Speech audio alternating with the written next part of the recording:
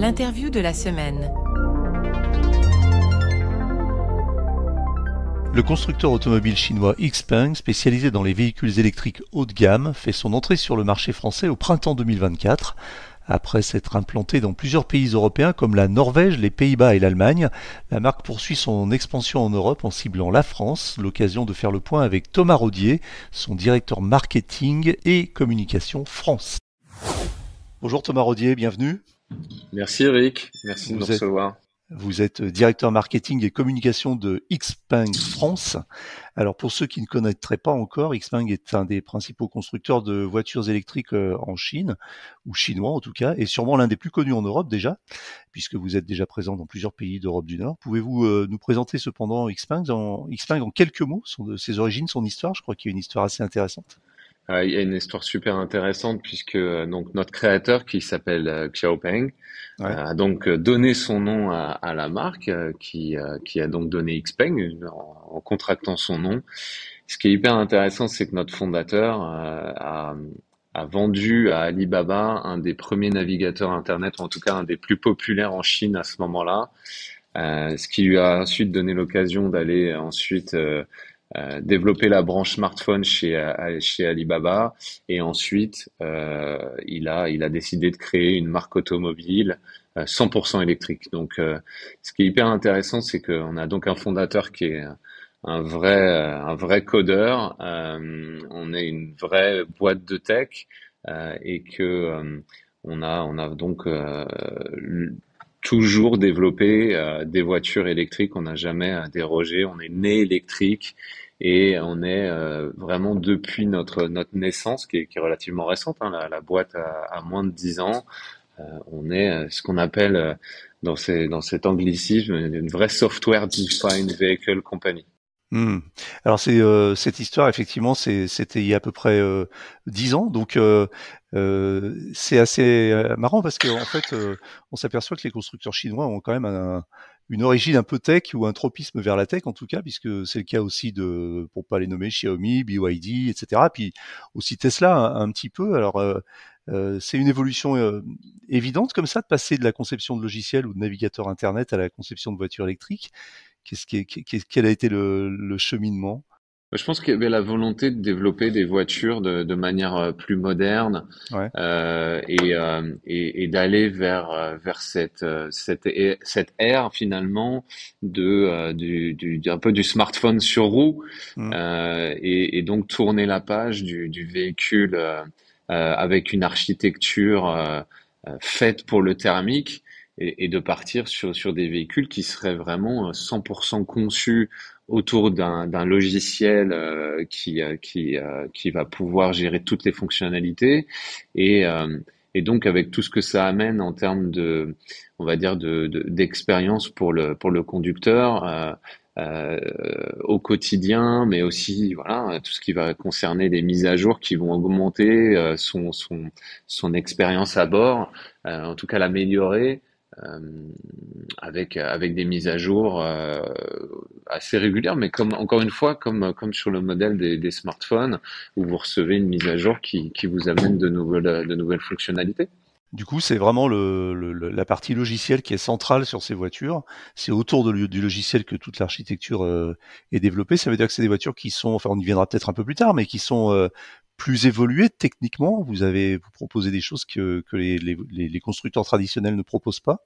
Alors, on a été les premiers à introduire déjà la conduite entièrement autonome en Chine. On est leader sur la technologie en Chine. Aujourd'hui, vous avez des XPeng qui sont totalement autonomes en Chine. Et donc, on est prêt lorsque la loi changera en Europe pour y arriver aussi. Et ce qu'on a également amené en premier en Chine, c'est les plateformes 800 volts.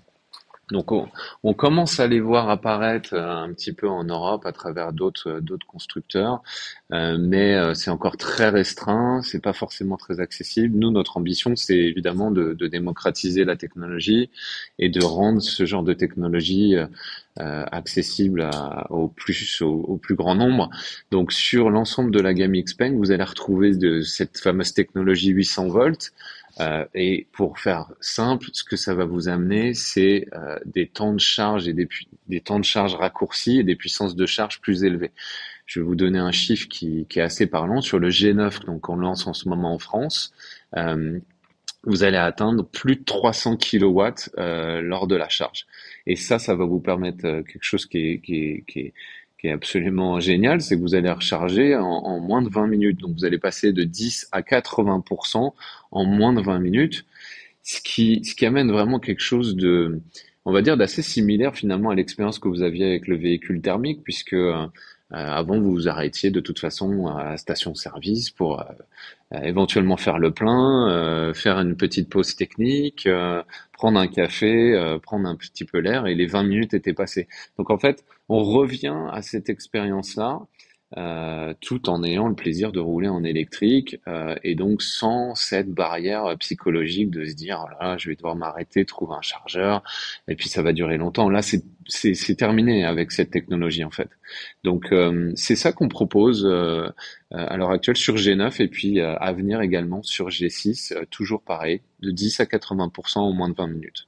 Alors, encore faut-il que qu'on puisse charger sur des stations ou des bornes qui sont compatibles et qui proposent une telle puissance. Alors, elles sont pas encore très nombreuses, hein. Ces stations, on a quoi? On a Fastned, on a quelques stations Ionity qui sont aux alentours de 300 kilowatts. Bah, on commence à les voir partout, hein. Effectivement, on a Fastnet, on a Ionity, mais on a également le réseau Ulysse qui est en train de se déployer. On a Total Energy. On a beaucoup d'acteurs qui proposent déjà des bornes qui sont au-delà des 300 kilos. On voit des bornes à 400 kilos qui commencent un peu à se développer partout. Donc, sincèrement, aujourd'hui, vous pouvez faire euh, la plupart de vos trajets sur longue distance en ayant accès à ce genre de bornes, et donc en minimisant vraiment le temps d'attente que vous allez avoir sur ce genre de trajet où bah, c'est sûr que quand vous faites 8 heures de route, vous arrêtez même 40 minutes, c'est vraiment pénible. Là, en 20 minutes, c'est absolument indolore, et vous remontez dans votre voiture, allez charger, et puis vous repartez, et puis vous faites des sauts de 300, 400 kilomètres tout en roulant normalement sur l'autoroute. Parce qu'en fait, vous avez privilégié la vitesse de charge, ce qui paraît aujourd'hui assez pertinent, puisque avec l'expérience, on s'aperçoit que c'est un point vraiment clé. Cependant, c'est pas fait au détriment de l'autonomie, parce que vos voitures promettent une autonomie assez conséquente selon les modèles et les versions, entre 460 et 550 kilomètres à peu près, 570. Jusqu'à 570 kilomètres effectivement avec l'autonomie étendue.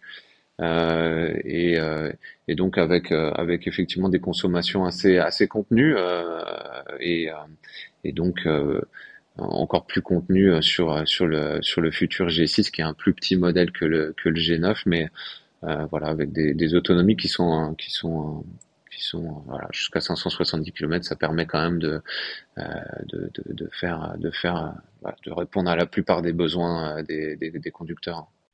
Alors justement, puisqu'on est sur les produits, restons-y. J'ai regardé un petit peu. Alors il y a quelque chose aussi qui m'a frappé dans cette période un peu d'inflation et de voitures en surpoids, c'est que vos véhicules finalement sont assez entre guillemets légers. Alors je me comprends, hein. Le G9 qui est quand même un gros SUV. Dépasse quoi, il fait 2 tonnes 2 dans sa version la plus lourde, il me semble, et le G6 est aux alentours de 2 tonnes.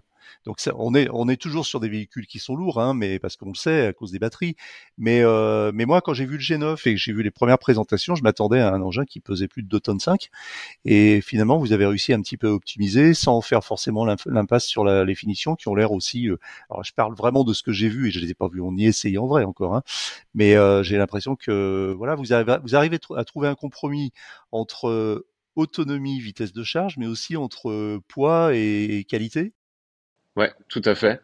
On utilise donc des plateformes qui sont extrêmement optimisées pour justement contrer bah, finalement un peu cette obligation d'embarquer des batteries qui représentent quand même une grande partie du poids du véhicule. Euh, pour tout vous dire, sur G6, par exemple, on va utiliser ce qu'on appelle le gigacasting, qui est donc cette nouvelle méthode de construire des voitures qui permet de de faire des châssis encore plus rigides, encore plus résistants, tout en réduisant le prix, le poids, pardon, et puis en facilitant la production.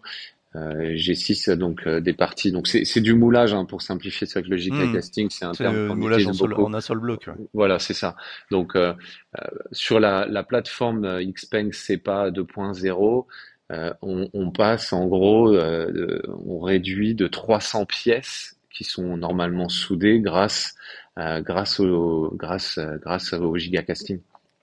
Donc, encore une fois, ça amène de la rigidité, ça amène plus de résistance sur les chocs, puisque évidemment c'est un vrai aussi enjeu de protéger la batterie lors des chocs, et ça permet d'intégrer beaucoup mieux la batterie dans le véhicule pour qu'elle soit le plus bas possible, pour évidemment réduire le centre de gravité ou voilà.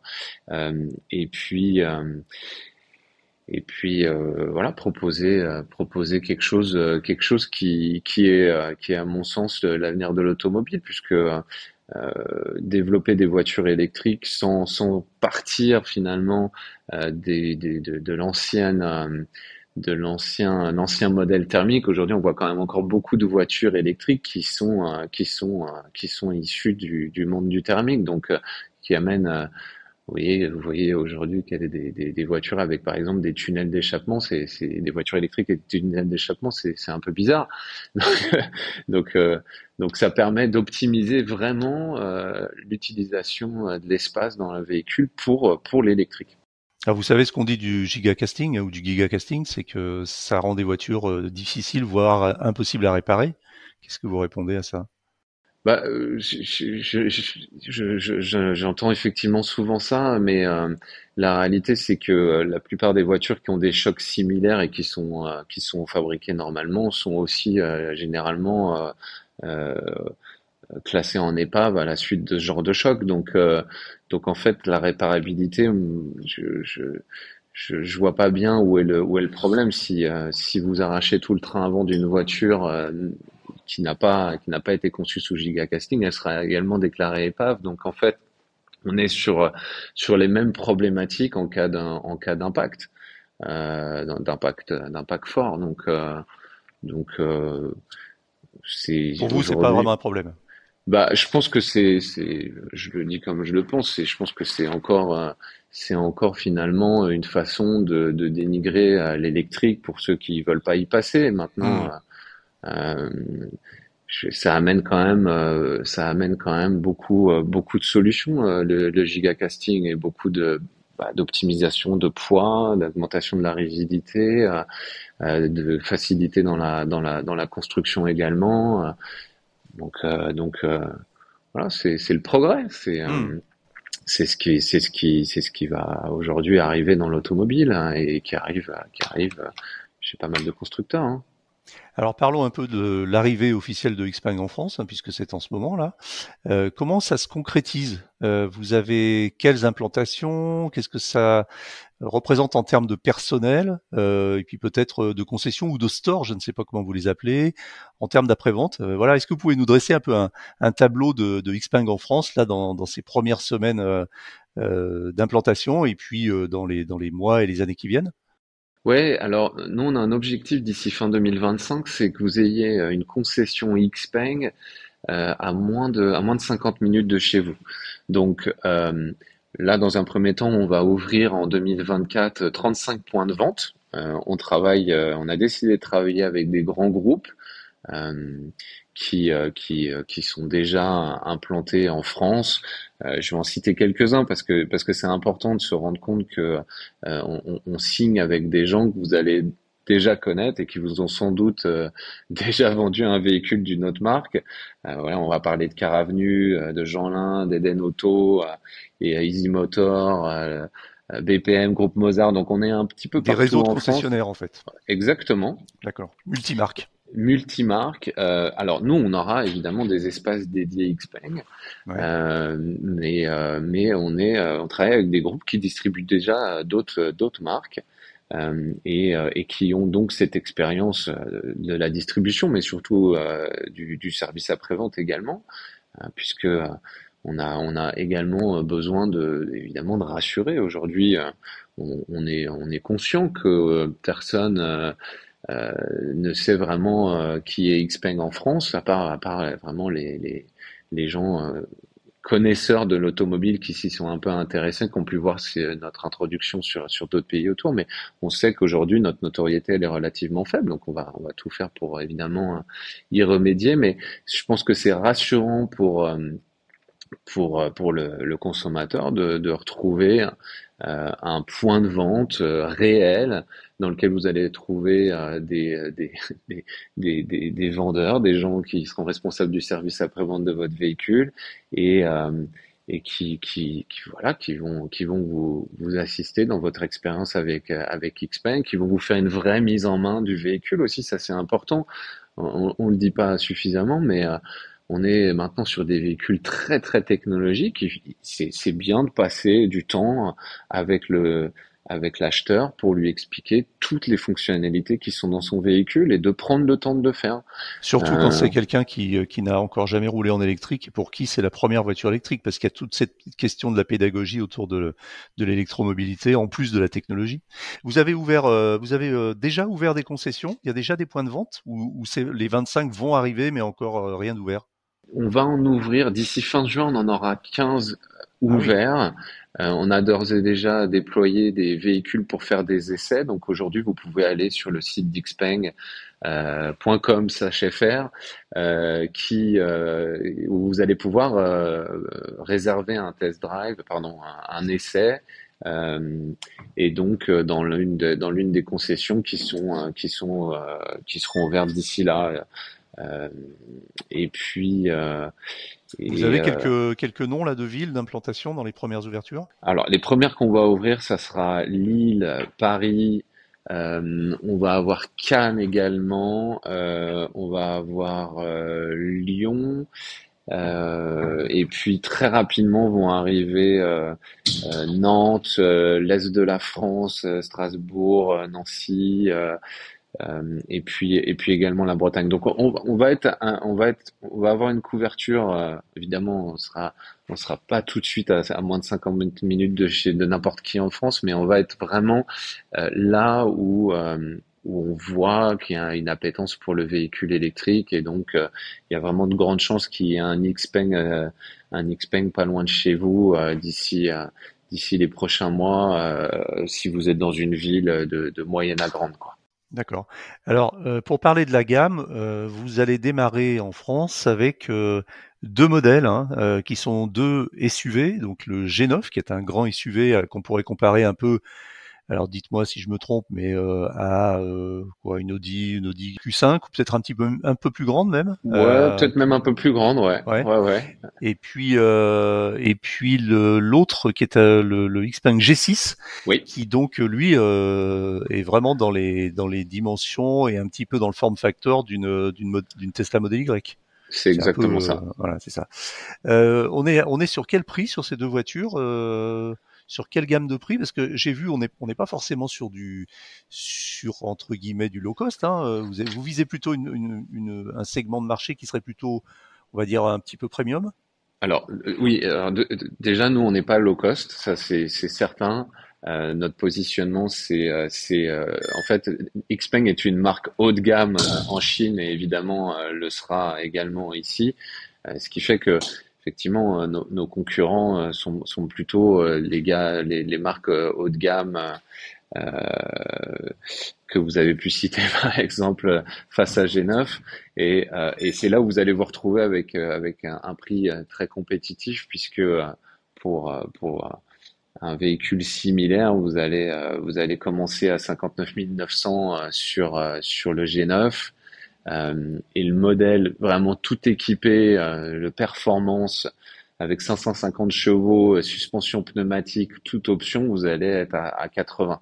Et ce qui fait qu'en fait, G9 est vraiment positionné, euh, on va dire, au cœur du segment C et D, on va dire même C+, et D, et va pouvoir trouver un peu des clients, que ce soit des clients qui vont chercher à monter en gamme ou des clients qui sont dans le premium et qui vont pouvoir avoir un véhicule, on va dire, plus technologique, plus performant en termes de charge à un prix inférieur. Donc en fait, sur chaque modèle, sur chacun des deux modèles, le G6 et le G9 qui seront disponibles au lancement, vous avez trois versions. On a trois versions. C'est une version entre guillemets de base avec Ouais. un seul moteur en propulsion, une Mhm. version un petit peu plus évoluée, puis la version on va dire très haut de gamme, qui est aussi plus puissante avec deux moteurs, Ouais.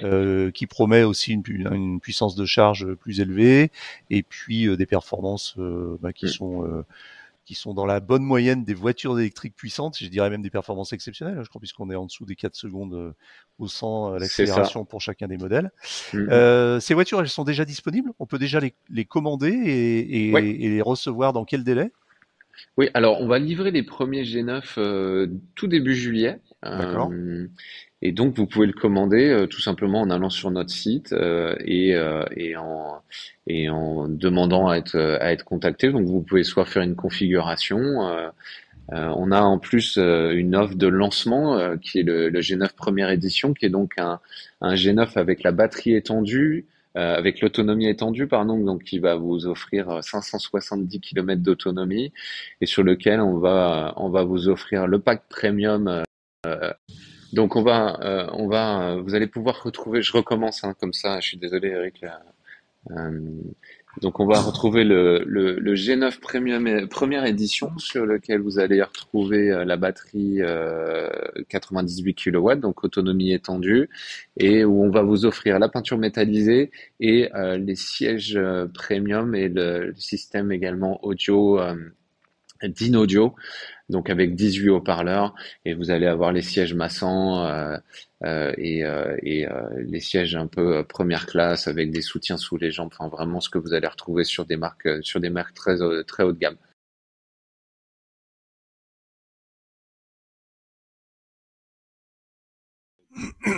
Très bien. Et vous avez une politique de gamme avec beaucoup d'options, ou est-ce que vous faites un peu comme tous vos confrères chinois, c'est-à-dire des voitures qui sont très bien équipées d'origine avec pratiquement zéro option? Alors on a sur G9 on a deux options. On a donc un crochet d'attelage électrique et puis ce pack siège et audio premium.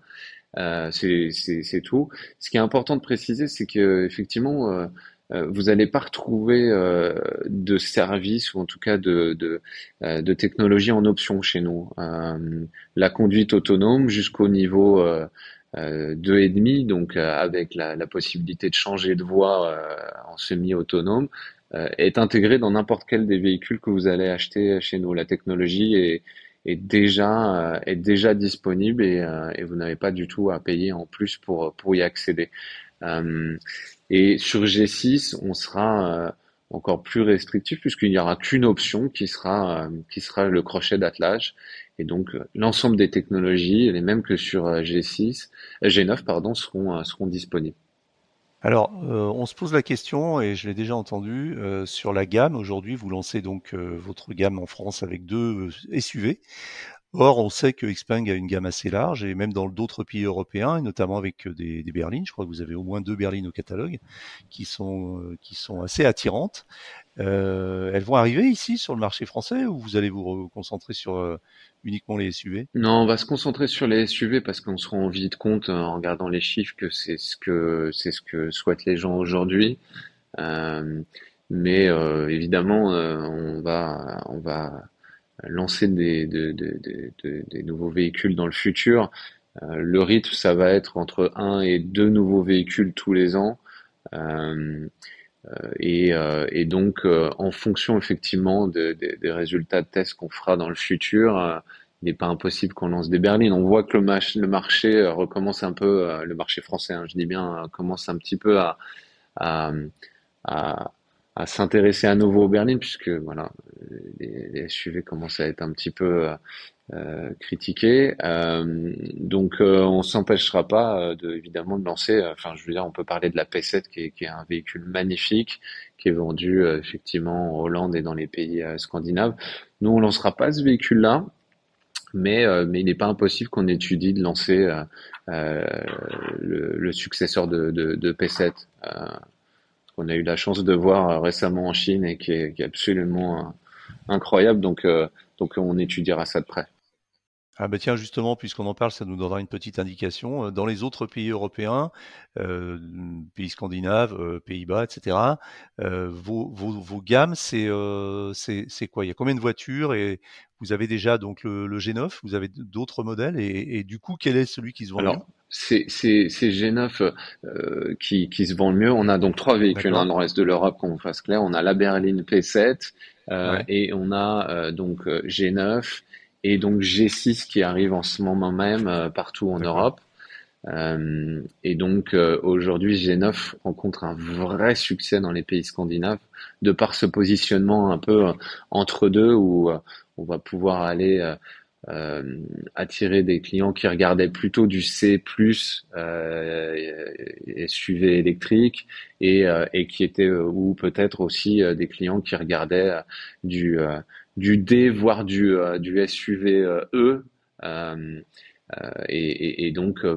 pour tout vous dire, par exemple, dans son segment, G9 est leader au Danemark, également en Suède. Donc, euh, donc il a trouvé son public. On pense que ça sera similaire en France. Donc aujourd'hui, c'est ce qui G9 représente le plus gros de nos ventes. Mais là, avec G6, qui sera évidemment plus abordable, c'est celui-là qui, pour tout vous dire, en France, va représenter les trois quarts de nos volumes cette année. Hmm. Les voitures vendues en France sont produites où ou seront produites où à terme? Alors, elles sont produites à Guangzhou, dans l'une de nos trois usines, et ouais, absolument en Chine. Et pour l'instant, on restera sur ce plan-là, mais Rien de prévu en ouverture d'usine en Europe pour l'instant. c'est à l'étude, c'est à l'étude. C'est pour ça que je, Ouais. je, je, je, je, comment dire, j'hésitais un peu parce que effectivement c'est à l'étude parce que une fois qu'on aura le volume critique pour euh, pour justifier une mise en production locale, évidemment, ça sera envisagé et, euh, et intéressant. Est-ce que Xpeng a des projets d'ouverture dans d'autres pays en Europe après la France Oui, et après les pays nordiques? oui. Alors on vient d'ouvrir l'Allemagne. On va ouvrir maintenant l'Espagne, le Portugal, l'Italie, la Grèce, Ah oui. le Royaume-Uni et l'Irlande. Ça, c'est les prochains marchés. Et d'autres marchés sont en cours d'étude. Voilà, on va déjà essayer de se concentrer sur cela dans un premier temps. Eh bien, écoutez, merci beaucoup Thomas. Thomas Rodier, donc je rappelle que vous êtes directeur marketing et communication de Xpeng France. Merci. Merci beaucoup, Eric.